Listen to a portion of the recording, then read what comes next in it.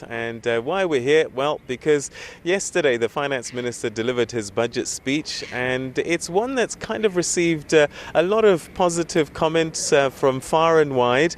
And what we'd like to do in this hour and the next is to sort of get reaction from people from various aspects of business, labour, etc., to see what they think of the budget. And joining me now is Michael Bagraim, who's a labour analyst, and let's find out what he thinks about the budget and whether this was labour friendly.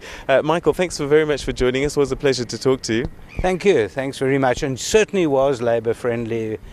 From the labour movement, obviously they're going to scream and shout, but in terms of the employee, the actual employee, the man on the ground, he's going to be happy. There's been a whole lot of good news from the Minister for the employees and, quite frankly, for the business community. All right. So why is it good for labour? What sort of highlights stuck out for you? Well, what he's done, obviously, it's the youth wage subsidy. He's obviously referring to the National Development Plan. He's pouring a lot of money into development. He's expecting to create many jobs.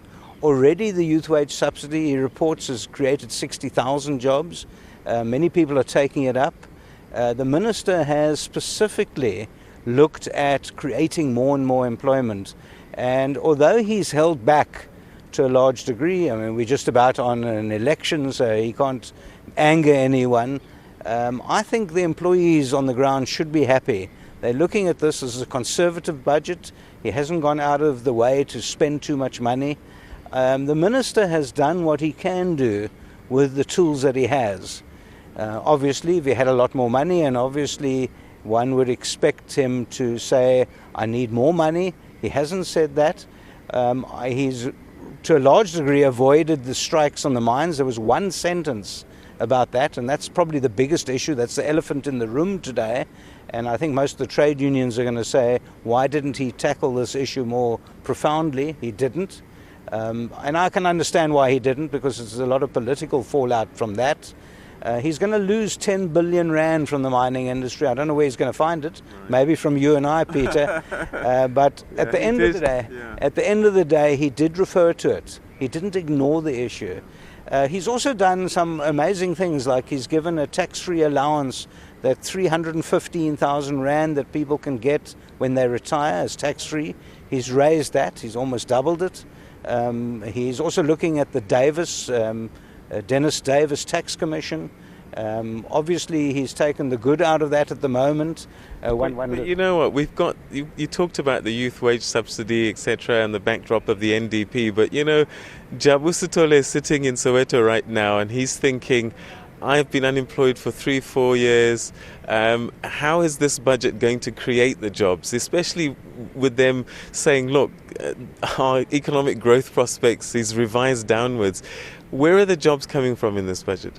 Well, obviously the jobs come from small business, and the Minister, Pravin Gordhan, has specifically looked at that issue for the first time, mind you, and he said that government has to walk hand in glove with the business community. And it's not government that creates jobs, not the sustainable jobs. And unfortunately, that has been the tune that the government's been singing for the last budget.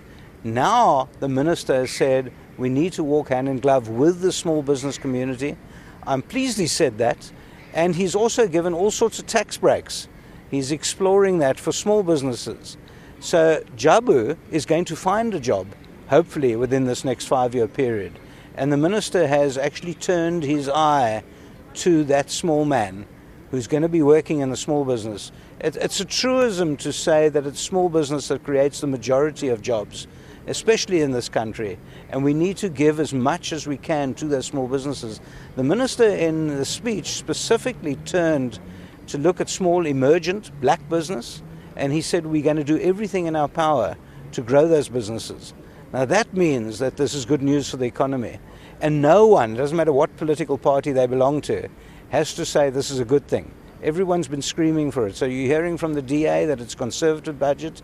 You're hearing from COPE that it's a conservative budget. They were quick to point out last time that it was bad. They haven't said it was bad this time. So I'm pretty excited as an individual. Well, it's good to get some very positive comments there. Thank you very much, Michael Bagraim, for sharing your thoughts with us. Thank you. Thanks very much, and good luck for today. All right, so there you go. Labour analyst saying that it was good for Labour. We'll continue to unpack this more after this break.